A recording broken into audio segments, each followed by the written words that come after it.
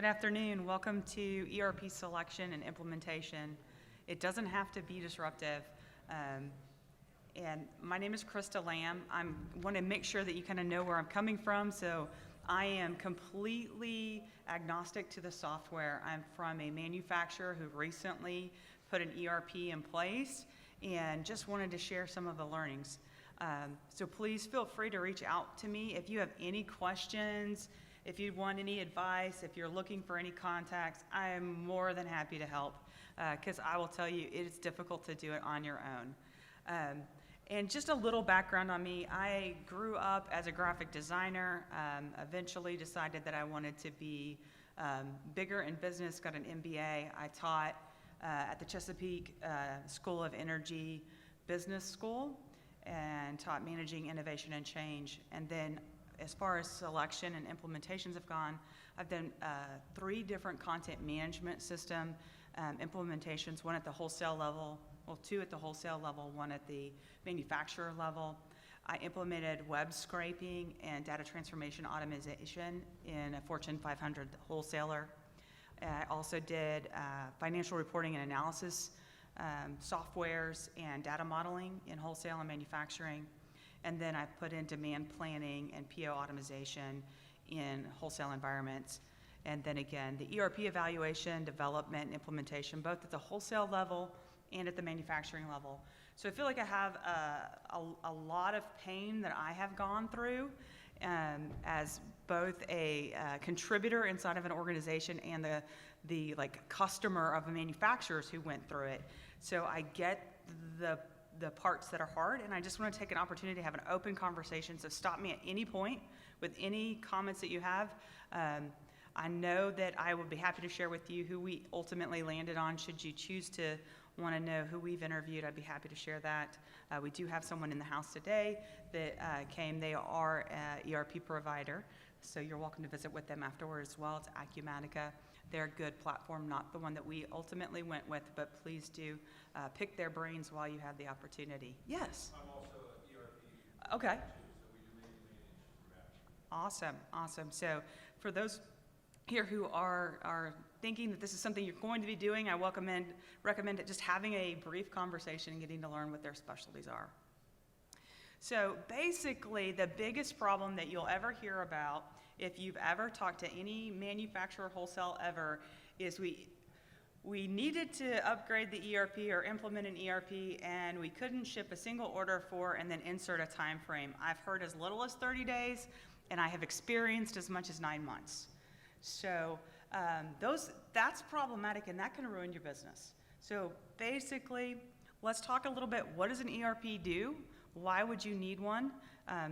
Specifically, I'm going to guess that most of you are already on QuickBooks or you're still on spreadsheets or some other web-based introductory bookkeeping software is what my assumption is. That's where you start going, hey, I think I need more. So I want to talk a little bit about what you go through to select and implement so you would know what you're about to embark upon. And those steps are documenting all of your current technology and processes. You need to completely understand how your business is working right now. You need user feedback, and then you need to take that and develop a list of requirements that you will give to the different vendors that you're going to be interviewing. You also need to understand what the budget is, how much time it's going to require, and the different resources from within your organization. And then there's that whole finding it. So once you have kind of that requirements, budget, time, allotment, resource requirements, then it's where do I find them, how do I evaluate them, and then you go into the real meat of it, which is implementation, training, and go live. And then I have a few tidbits on avoiding the business disruption. So that's what we'll talk about today. If at any point you have comments or questions, please stop me. I'll be happy to take those during the conversation. So what's an ERP? That's typically the question I get. So ERP, Enterprise Resource Planning. This is a software that organizes how your business runs. So it's going to be your day-to-day. Think of it: sales, inventory, manufacturing, accounting, your pick, pack, ship, fulfillment, reporting. So basically that P&L, all of the in customer information, all your order information, this is a place for all of that to reside together, and then for it to hit replenishments so that your inventory planner knows how to order, when to order, how long is a typical vendor taking to deliver, and then a wonderful thing called cycle counting, which if you aren't doing, it can be taxing to the supply chain manager. So let's talk about selection path. This is a rather generic graphic I just found, so I'm not going to take any credit for it, but I will tell you this is very, very close to what you will go through. Basically, you want to interview all the users that will be affected in your organization. You want to understand, what do you need? What are their pain points? What are they doing? What is their day in, day out doing? Understand that flow. And I would recommend, while you're trying to understand that flow, use a tool like Visio and really make flow charts. Okay, an order comes in. Where does it come into? What do you do to it there? As much of that documentation as you can get, the better. Because that's going to help you as the person who's evaluating. You'll understand every aspect of the business. We don't always have a real good understanding of what everyone does. We think we do. I'm pretty certain they do this. What you'll uncover is a bunch of things that you didn't realize people were doing. I learned that we were printing orders out. We would receive an email, type the email in, print the order out. We would walk it around the corner to the shipping department and put it in a folder. The shipping door would open when FedEx came. It would blow all the orders out of the folder, and therefore we had a bunch of product that never made it to its recipient, and that was a customer service problem.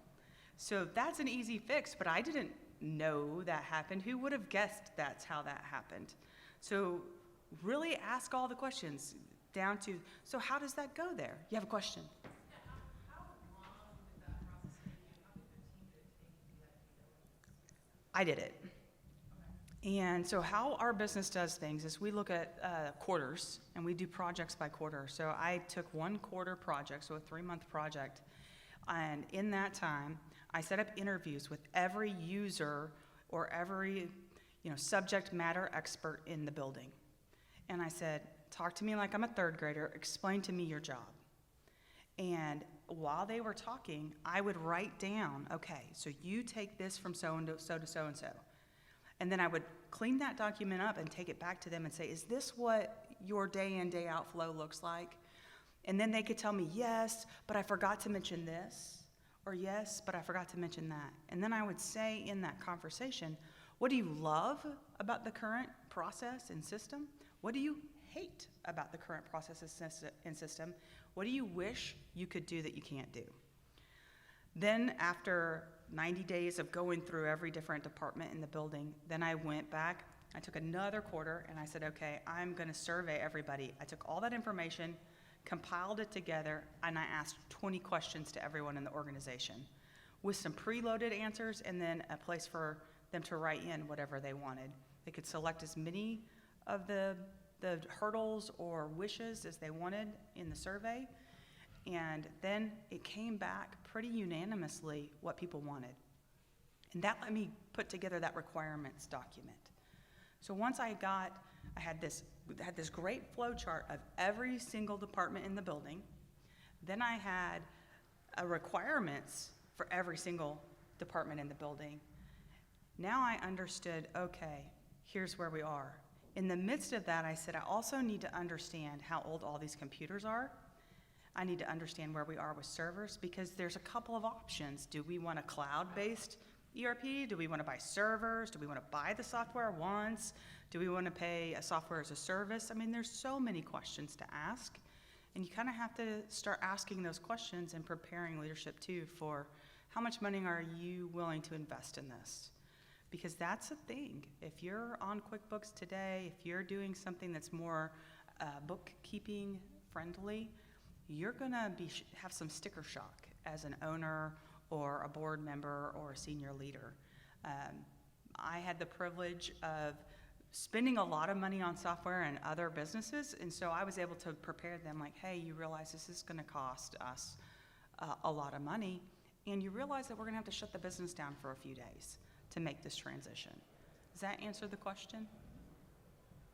So you're documenting everybody's role in the business effectively, and then you're saying, okay, what do they need? How's your computer work in this system? My computer doesn't work very well at all, and it's really slow. So I knew then I'm gonna have to upgrade some computers. I also knew I did not have an IT person on staff that could manage implementation for us or manage a server for us. So I knew I wanted a software service that they managed all of the patches and the updates, and they handled all of the health of the software, and I didn't have to be involved in it because I knew I was going to be the champion. So once you know those things and you understand what you need as a business, like we are paper driven. We don't want to be on paper anymore. Papers are getting lost. We're losing orders. People are getting upset. It's causing more work on customer service. So that was an easy thing.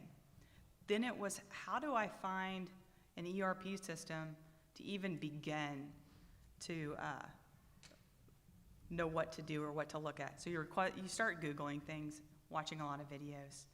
Then you start filling out the question forms and just having those basic conversations. And that's when you'll start getting opportunities to demo with people and get proposals. And then you should always check people's references. Talk to people who've implemented it. If you're implementing it yourself, talk to other people who implemented it themselves. If you're going to use a partner, interview the partners, people that they've worked for, so that you feel really good and vetted. So that's the basic foundation of it, but I think the harder thing is like finding and evaluating, like how do you even know? I knew of SAP, which is the big granddaddy that everyone talks about, and I knew about NetSuite, I knew about Oracle, and I knew that those would be far too big for what we were trying to accomplish. We're too small of a company. We were a small company, and I knew that it was myself and 2 other people who are really going to be doing it.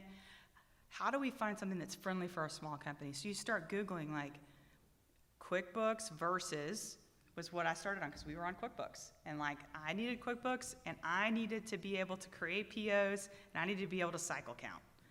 And that's when I started getting different recommendations for an Acumatica, for a company called Zorosoft.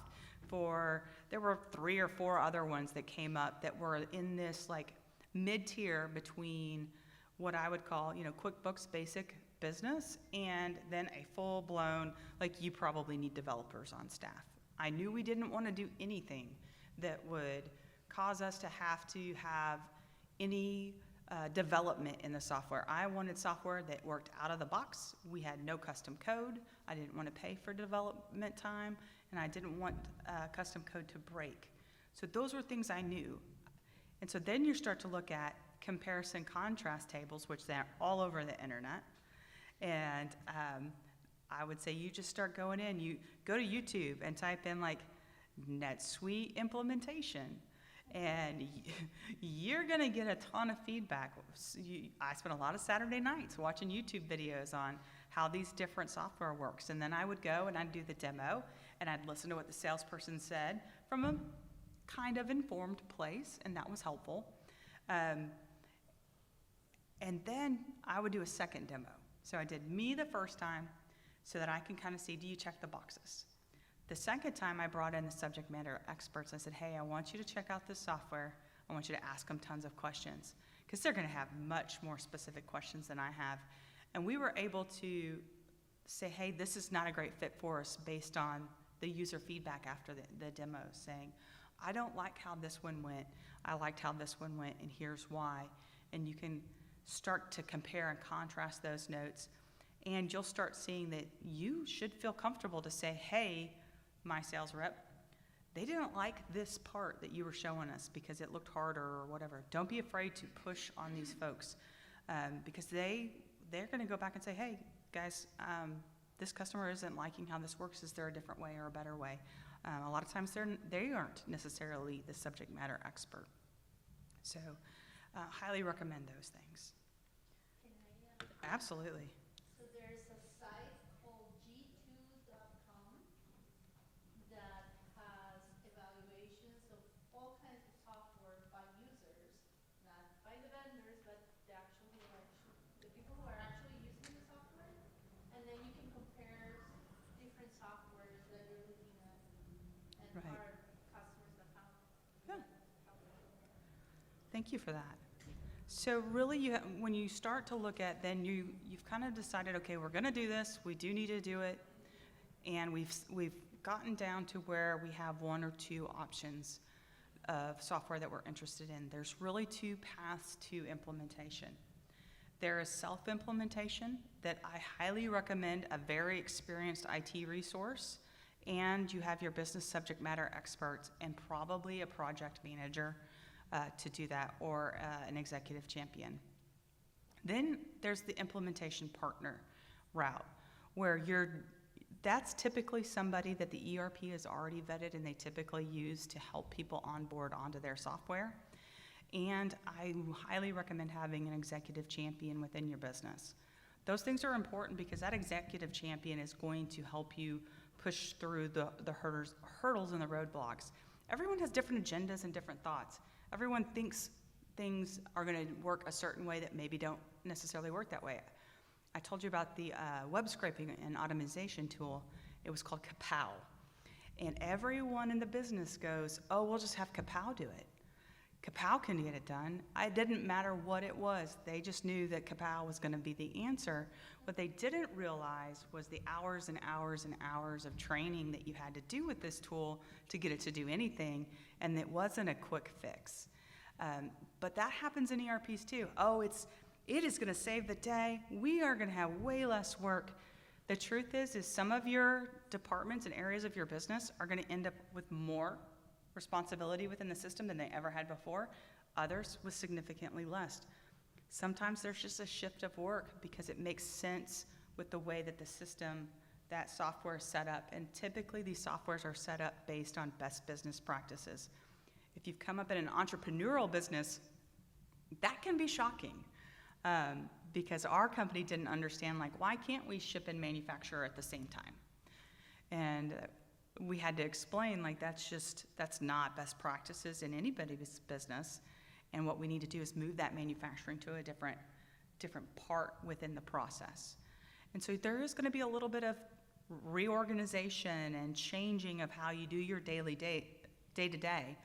Otherwise, if you use the software to fit your processes and not the other way around, you're going to end up with customizations. You're going to end up with avoiding certain portions of the software that make it work and are going to provide the value you want to provide. For instance, we would go to invoice. We never ever used a sales order. And because we never ever used a sales order, you could never pass anything all the way through the system. It couldn't let anyone know that we needed to reorder something within a timely manner because we were just consuming things. We didn't even build product together in the system, so you had no visibility for what items you would use. Sorry, I was just gonna say, like, I've been doing like research on this stuff a lot, for like a long time, and worked for a lot of small companies, and with this, exactly that, like, people be like, we need an ERP or a system, but they don't have any processes like defined in the first place. Right. And so they're like, yeah, we just need to get an ERP to fix like what we're doing, instead of like first determining the process. Right. And viewing how an ERP can Yes. facilitate that process. So I think that's like an important part. When you choose one, is to know that you have to like define the process first. It's not going to define it for you. Correct. You're right. You do have to define the process, and you have to get the subject matter experts on board. It's so important. If you don't get that subject matter expert bought into the new process and the software, this isn't going to work, and that is how you end up shut down for so long. Most of what I've seen that has stopped a business has been that failing to document and bring that change into the organization of, no, this is how we're going to do things. There's ways to do that, right? You can be a tyrant and a dictator, or you can get everyone on board and help everyone see as a team that we're all helping each other. I recommend lots of flow charts so that people understand how they move. I recommend getting something like Loom and getting on there and documenting, screen share. Hey, this is where you go. This is how you enter a customer. All right, once you get the customer entered, this is how you do this. And then I recommend making quick reference sheets with cheats all over it and hints to help people, and create libraries on your network of just folders that say, okay, processing an order, creating a customer, waiving an order, making a manufacturing order, how to ship, how to pack, how to do a cycle count. All of those main functions, as simple as it may seem, this is death by a fire hose for the user. And so it's all new to them, and they have that cognitive dissonance between what they've been doing for however long and what the new process is, which is what we ran into. But in the old system, I think for 90 days after we went live, but it used to be better in QuickBooks. 6 months ago, you told me how terrible it was, how much you hated that, and that's why we're here today. So you're going to have that. Don't give up. You're going to have a lot of, be prepared for maybe a little bit of negativity right after go live. It happens. But always think about how you're going to do it. How are you going to go live? What's the timing? And I say that because timing of that switchover is directly correlative to your reporting. So we made a mistake in a company I was in another industry. We went in the middle of a month, and from then on, you had to marry two different databases together on the 18th of September of 2017, and it was terrible. So be mindful. If you're going to do it, start at the beginning of a quarter or a fiscal year. If you're okay with switching right at a month, but never in the middle of a month. And also be flexible enough to move that go live date if all of your users are having like lots of flags and uncomfortableness, because your business disruption is directly in correlation to the confidence of the user. Does that make sense? So the biggest thing we want to talk about is avoiding disruption. So I don't know who's heard them. I was working at a huge wholesaler, industrial wholesaler, and I had a $37 million manufacturer that's all I bought from them. And they implemented SAP. And we said, how long do you think you'll go dark? Well, we don't think we'll be able to process an order for 90 days. And we were like, okay, so 90 days. Got it. So I'm going to buy 6 months worth of product. In fact, I'm going to buy 6 months and 10%. And then we got to thinking about it a little more, and we're like, actually, we're going to buy a year's worth of product. And then we said, who else is buying product? And they were like, nobody's buying product. They're only doing 90 days. We'd like to buy 18 months worth of product, please. We sold out of that product because they were closed down for any orders for 9 months. And most of the other wholesalers in the industry had not bought enough product. So we were getting a nice bump from them. Great business decision on my part, right? Terrible business decision on their part. So you hear that. I've done migrations of, we bought a company and we're moving this company over into the new ERP system. We're going to bring in their sales history. We're going to bring in their data. You need to have somebody who really understands data manipulation. And if that's not you, I would get somebody who does. It's really important that you have someone who's amazing in Excel. I mean, blow your mind in Excel, who can do huge data transformations with different tools. They're going to put it into something else. They're going to use a BI tool, and they're going to change a bunch of information, and they're going to bring together a bunch of information. Because you have to have someone who understands how to get a record into this new system without creating duplicates, how to get a record into the new system without losing the really important stuff, how to compare and contrast, did I lose something or not lose something. So be sure you have some experts in data manipulation on your team, or I would definitely do this with a team that has those already in place. You should document. I'm going to hit that so hard. Document everything. When you go to the point of, hey, we are ready to implement this, you should have an implementation schedule from your ERP provider. They will have a checklist of everything you need to have done and when you need to have done, what their timeline expectations are for you to complete, and what their timeline expectations are for them to complete. So be mindful that if you don't meet your timeline, They have just now been added to their timeline because it doesn't change that time continuum. So every deadline that you miss, they're going to miss, and that's going to push it out. If you're okay with that, that's great. If you're not okay with that, then it's going to be some long nights and weekends, unfortunately. Those subject matter experts, those that are going to be doing the doing, make sure that they get all the training they need. Make sure that they are overly confident in going into this. I'm talking working sessions where you sit down and everyone's got their computer. We literally took desktop computers, put up a bunch of tables, put everybody in a room with a big, giant screen like this, and we had everyone going through, okay, I'm doing this, this is how I do it. Oh, mine's not working. Okay, what number are you on? I'll pull it up. Let's work on it together. We had them so confident that they were like, it's a slam dunk, I've got it. I've got it. I don't need to train. Please don't make us do any more training. But then come to go live day, that there's a pressure that happens on go live day where all of a sudden all of that just kind of floods out of the mind. And at least you've been through it enough with them to help talk them through it calmly. Hey, remember when we ran into this issue during the training day? Remember that this is how we solved that. And just kindness, gentleness, because they're going to be frazzled.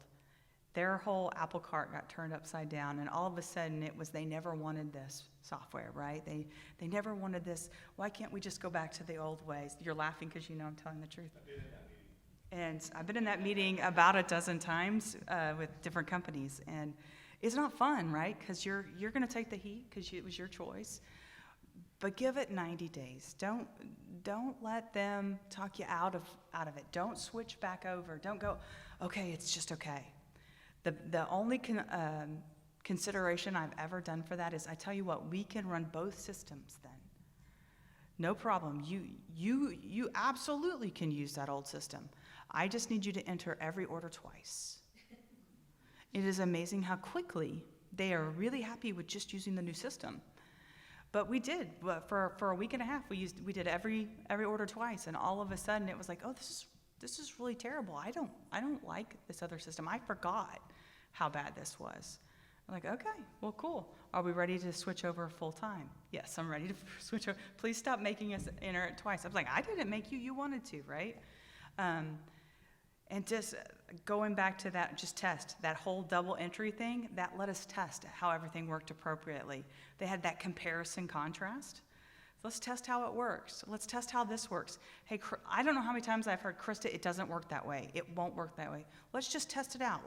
I tell you what, I know that you're stuck on this order. Let's open up a new screen. Let's start a new test order. And we're just going to test that all the way through. And then we walk back through. We use that as a training exercise to test out how it'll really work. And then they can go back and go, oh, okay, I saw how that worked again. You've trained with them 3 to 5 times already. But that's going to be a thing. And then you need project owners. And that project owner is going to be one at the software company or the implementation partner and one person internal. And you're going to be the one that gets to say, hey, we got a challenge here, but we can do it. And know that sometimes you're just going to have to be the bad guy and say, hey, nope, this is just how it goes. This is unfortunately how it works. And I know it's more work for you, but think about how much work you're relieving off of everyone else. That's not a great sell. They hate that, but it's the truth. And just say the truth. You're not going to be everyone's best friend during this process, unfortunately, but you are going to do really great things for the business. We were able to get our inventory. We never knew how much inventory we had on hand. We never knew when we needed to order stuff. We never understood anything that was going along with that. It was always kind of a gut feel. And we would order 18 months of whatever we thought we knew at a time, once a year, just so that we had the product. And then that doesn't work great for cash flow. That's not fun, especially if you have investors. Anybody who's working in a company that has a board of directors or investors and not entrepreneurial, you'll know that you get to answer for those cash flow questions. So those are my learnings of how I've done it. And I would love to hear, what are you stuck on? What are you considering? And just chat through it. Yeah. So, 2 separate questions. Sure. First one is around the process development step.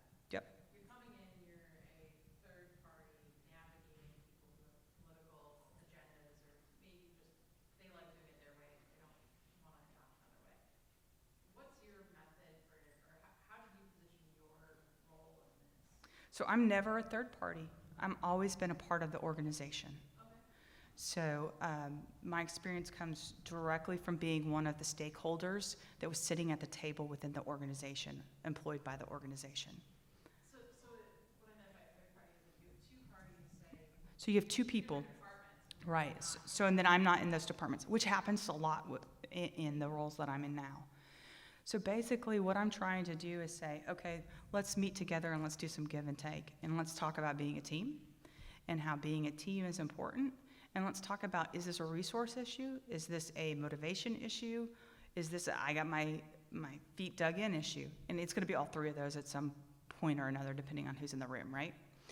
And then it comes down to sometimes you just have to be the bad guy and say, I'm sorry, shipping or planning or production. Like, we have to do this because we need the visibility. I know it's harder. What resources do you need? Because you have to be willing to give more resources in this. There is a complete possibility you might have to hire another FTE. We brought so much efficiency to the business that we actually didn't need 2 FTEs that we were using every day. We were able to repurpose them. And so we were able to say, okay, hey, so we have 2 people who are going to need it. We want to keep them on the team. They belong here. We love them. What if I move so-and-so to your department to do this part of that work? Because they're already used to doing it very similar in the old system. That worked out well. Are you asking on the upfront side as well? Or? Yeah, but just in the whole process. Yeah. How you position yourself either as the arbitrator or, I mean, it sounds like you're in a semi-arbitration role. I always try to negotiate it, right? And ultimately, at some point, we had to bring in the executive champion and say, hey, this is the behind closed doors. Here's the problem that I'm having. I can't get them to come to an agreement. And he had to come in and say, I said, he goes, I say this is going to happen. And we had to do that, but we only had to do it one time. There was only two different groups that couldn't make it happen. I brought him in. He said, this is how we're doing it. And all of a sudden, everybody got on board. You had a comment? Yeah, I was just like, I do a lot of, done a lot of process engineering. Mhm. It's very similar in the sense that like process engineering, you're the one doing it. And if you just try to operate from like your desk all day, every day, they're never going to buy it. Correct. You gotta like go out there and follow them around, see what they do, and like see how they do it. That way you actually could like, when they're like, no, this doesn't work in the process, you're like, I'm knowledgeable enough to know that it does. Immerse yourself in the existing process. Yes. You just have to follow them around, boots on the ground, like for a little bit to understand exactly what they're doing. You can't have them just tell you because you'll always find those holes that they. So I would take the flow chart and go do the things as they said do it alongside of them. Let's use this as the map. And then we would find the holes that they forgot to share. I think what you're on in that path is exactly right? In the sense of doing it up front. And what it saves you is money And time.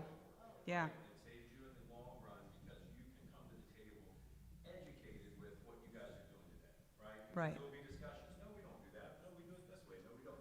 We've done that up front and not paying somebody $200+ an hour Right. to sit there and have you guys argue through it. You've already laid That third party is going to be expensive. Right. Yes. And you're going to, and through that, the software is going to dictate how a lot of the business changes are going to happen. What Correct. you're gonna do. It's going to dictate, but you have that in the whole conversation of here's how we do it today, here's where we're going to get to, and how does that change? So laying that out, I've done that. I've Yes. done ERPs in higher ed and manufacturing and all kinds of verticals, and that's, I think, really good advice. Going through and doing change management at all. And so we were on a software, the first time I did it was this content management service. And what content management means is it's all of the product information that you have, plus all of the digital assets for it. So photos and technical specifications and tech sheets. We had 200,000 products that we had to move out of an unsupported system into a new system. And I went from having a team of 16 to a team of 32 because the new system required double the work. And whoever picked out the new system didn't think about how much more work, but the system was half as expensive as the next system. And so we had all these extra FTEs to to do single processes because no one had done that. So that's where I learned that, was no one sat down and went through the process of how to work this old system, and that one person could go in and fill out one spreadsheet and upload one thing, and boom, everything was created and it went to 200 different websites. Whereas instead we had a 2.5-day process with 32 people, and now we had just an arbitrage of activity that was just unnecessary. So that's where I learned to have it tested, was just through pain, just absolute horrifying experiences. Yeah. There's one more thing, as you go through the business processes of the organization, find out if they have any unique processes that are not standard. I can't tell you how many implementations we've done where, well, you tell us that this is how it flows. Oh yeah, but we have that one customer where everything is totally different, and now we have to re-engineer the entire system to accommodate that one customer that was not discussed. That's true. We call it discovery. So during your process as the internal person, as you're going through with the different departments, specifically sales, Yes. ask the sellers, who's your problematic customer? Who's the hardest to get product to? Who are we doing private label for? Who are we doing something special for? Who's non-standard? Who has a workaround? Who does everybody in shipping hate? Who does everybody in accounting hate? Because you will uncover, and I know that feels like super negative, but these are the questions you have to ask, or you're going to find yourself at implementation wanting to pull your hair out. And if you're me, kind of embarrassed that now I've just caused all this rework for this other company, and now that's going to cost me an extra $10,000 because they're having to do some custom code after all. So yes, agree. Because I'm anti-custom code because we do not have an IT department. I am IT, and did you see me struggle up here with the? So don't think I'm like I'm a super expert in like smoothing over situations and checking boxes. And if you approach all of this as I'm learning with you, and I have limited authority, you know you have plenty of authority. No one else needs to know. Coming from that limited authority thing, I don't know, let me check, let's find out. Let's talk it through. Everyone gets heard that way. They feel heard, and you're not the bad guy for saying, yeah, no, we're not doing it that way. You say, oh, I checked with them. It doesn't work like that. And then if you're like me and you have a few people who need to hear it from the vendor themselves, you get on a call and they're like, yeah, it doesn't work like that. And you're like, see? Go ahead. You're fine. So we're more on the, I know it's like ERP, most of the strength for people is in the financial and the data observation. That's part of it, right? But I think people really hammer on the financial part, but that is not the strength of an ERP. But I would say my best advice, because we're in the manufacturing side and engineering, don't let the financials like drive. Correct. 100% agree. The working class so hard if you don't consider how it benefits them.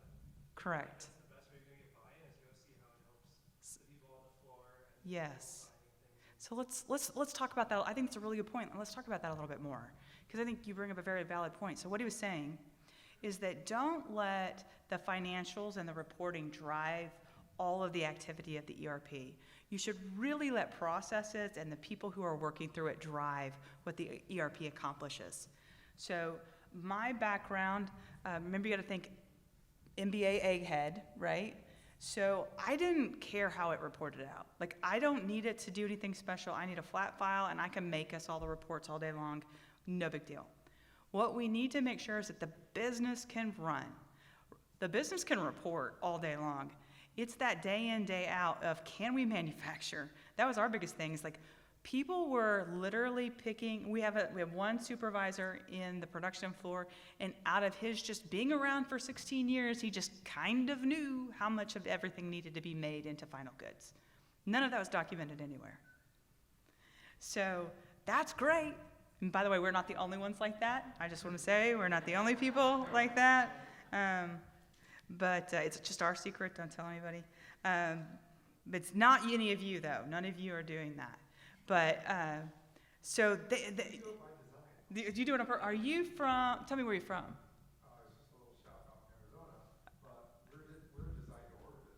So design to board, do that on purpose, correct. I mean, But you still need to understand your labor. Yeah, you still need to be able to put that manufacturing order in and have all of that.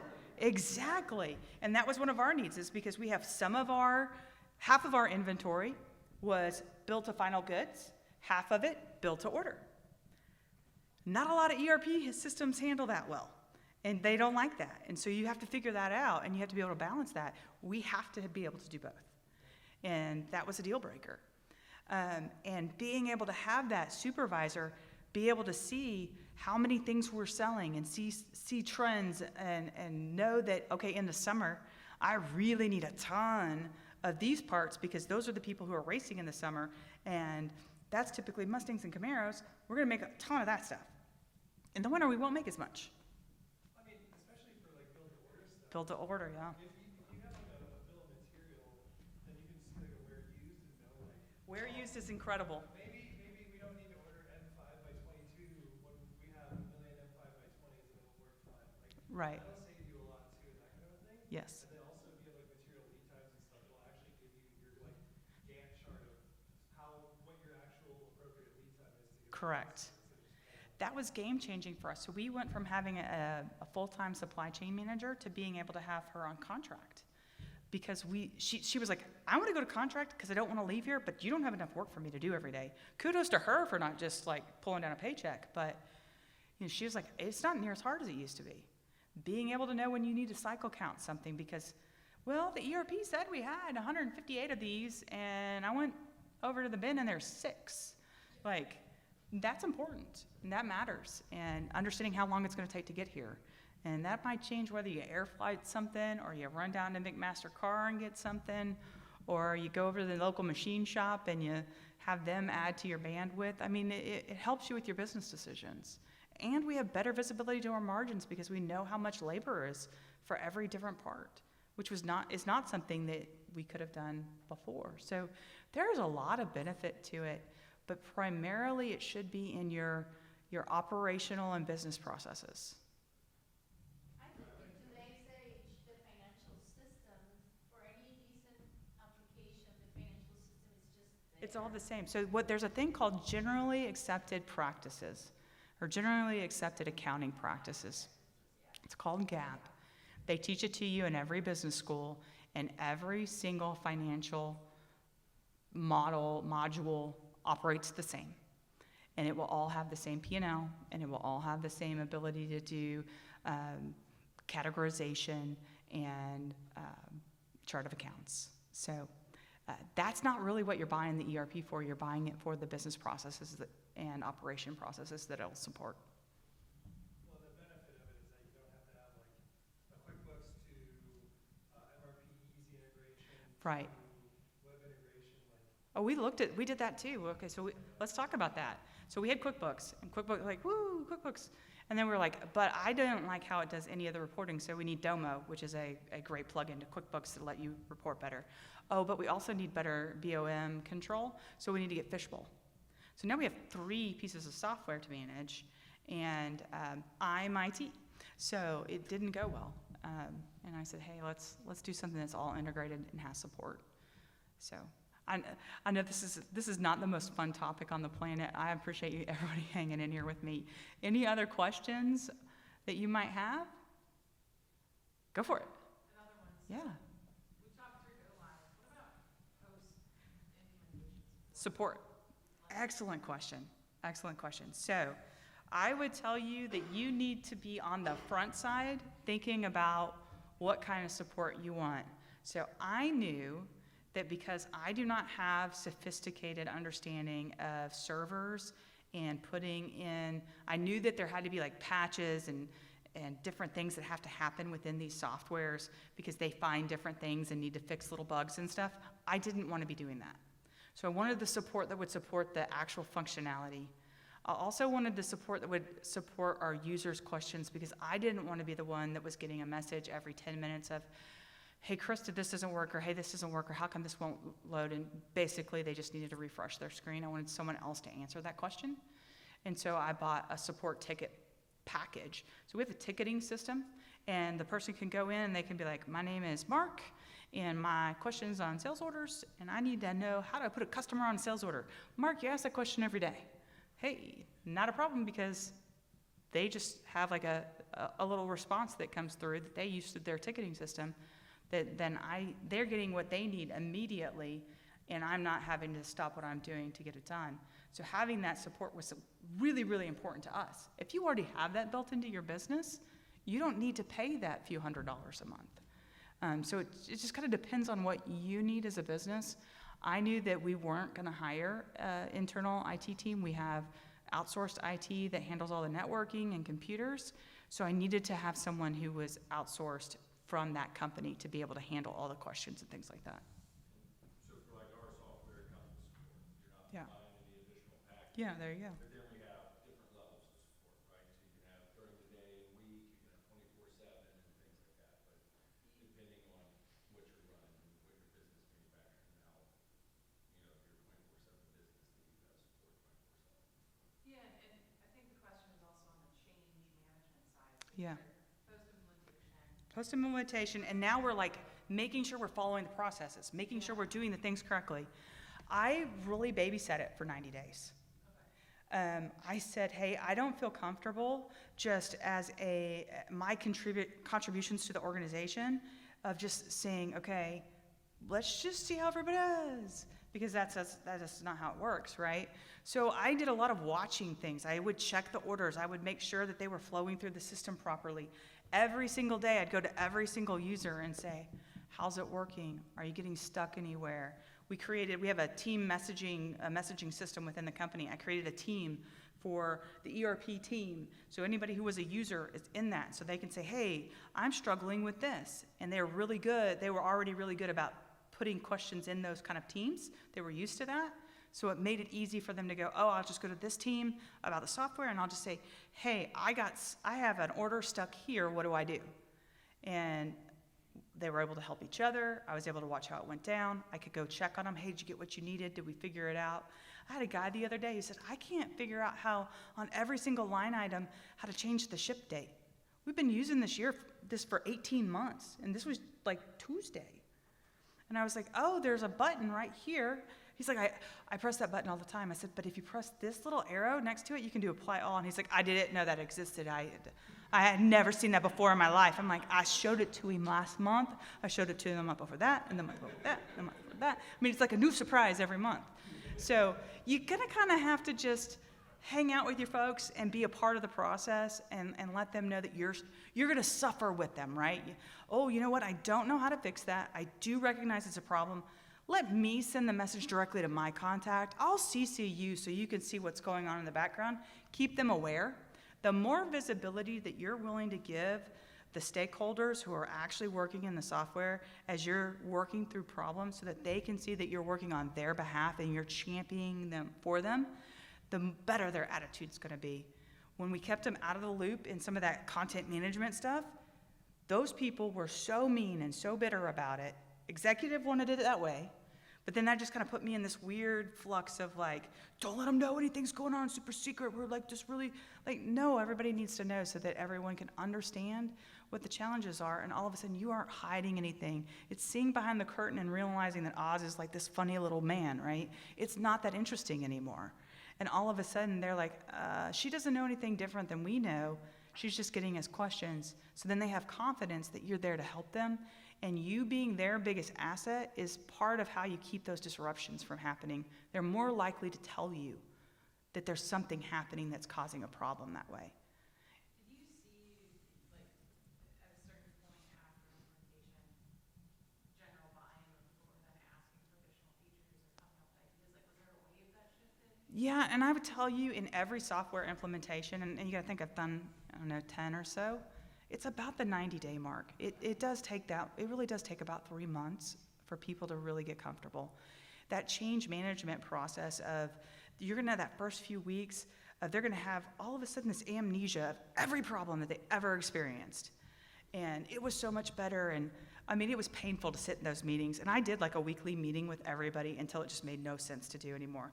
And I had a spreadsheet on the network, and they would go in and they'd write all their problems down, and it was the same problem every week, and it was the same fix every week. But they felt heard, right? And we sat down and we talked as a group.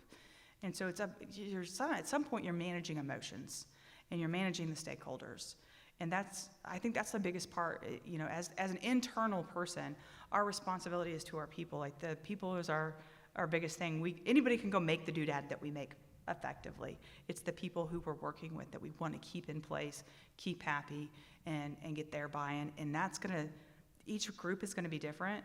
The more that I have shown that I'm going to listen to you, that I hear you, that I empathize with your problem, that's really got to be terrible. You might be putting on, right? Like, I hate that for you. In the back of your head, you might be thinking, dude, I showed you this 6 times. But he just needs to constantly be here like, I bet that's a really big challenge. If you hit this button right here, look what happens. So, you want to just show empathy, show kindness, hear them out, hear them out, hear them out, hear them out. And if it gets to be you got that, you're going to have one that just can't make it work.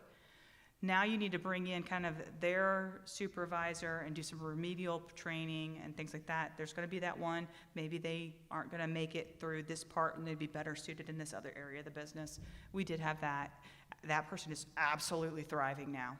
And so it's just it's managing the change and the people is the most effective and ineffective part of implementation. One thing to be aware is that switch from QuickBooks to anything is painful. It's jarring. And the reason for that is because QuickBooks lets you change anything at any point in time, whenever you want, to whatever you want, and everything else doesn't. So, from our perspective of implementing software, the hardest time people have is definitely from QuickBooks to any ERP. Yeah, I think that's true. This was the hardest group to change because we were on QuickBooks and moving off of that. And even today, it's like, it does not report as good as QuickBooks. I liked it so much better. But all you did was complain about how terrible QuickBooks reporting was like 18 months ago. So you're always going to kind of have that. I have a client that has been our client for 14 years. And QuickBooks was better. Still here. Well, in QuickBooks, I was able to just get over it. It's been 14 years. Might be time to do an Excel class. So honestly, I say that in jest, but the truth is, so next quarter I'm going to start conducting an Excel class so people can learn how to slice and dice data easily and effectively so that we can kind of get over this insurmountable, it doesn't come out exactly the way I want it. Well, if I can teach you how to use a pivot table, your life's going to be way better, so let's do that. So sometimes it's like there's a little bit of education and equipping that needs to happen. Yes, sir. Last thing I'm not going to take that as last thing. I won't hold you to it. So, like, $1 million trick that I've used as like a precursor and also a thing is there's things like I think Monday is one of them. Monday.com. We use Trello.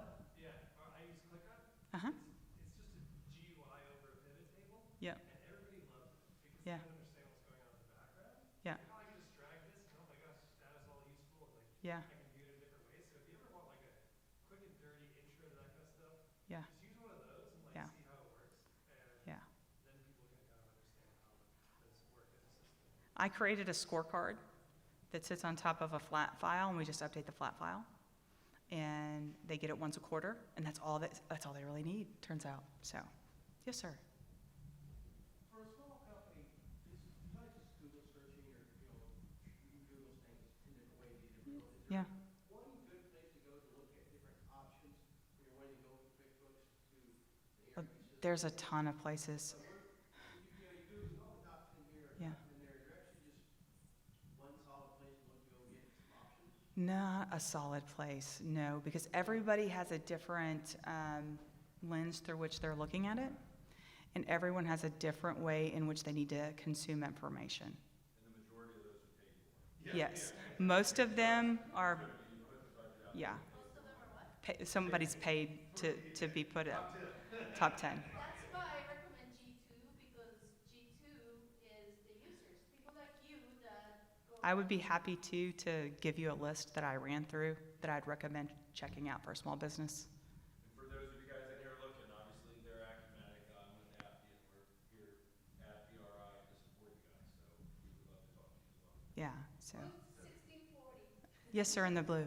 So for like a small business that's not there yet, Yeah. I kind of just wanted to feel out, like, what is that critical mass point before you get to, wow, this really sucks? That is such a good question. So, well, I'll tell you what did it for us is not really understanding how much money you're making. That true margin, understanding real margin, you know, a directionally correct margin will get you so far, but really understanding where you're making the money and what your most profitable items are, when that becomes a question, that's when you're ready to start doing something new.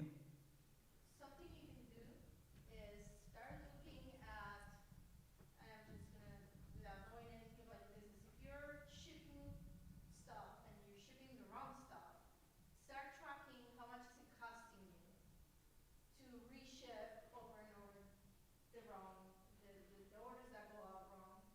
How much is it costing you when you don't have the materials to manufacture and the orders are coming in and now you have to wait 3 weeks and you lose the orders? If you have multiple sources of data and you're paying people to combine them, figure out that cost, and then it really, if you're a small company, comes down to money. How much money am I It's all about losing and margin. wasting? It's all about margin. It's understanding your Yeah. margin. Yeah. Well, that's our time. I thank you so much. I'll get with you just after because they're flagging me down in the recording. So we'll go ahead and say thank you so much, and I'll come right to you. Thank you guys for coming. I really appreciate it. Thank you.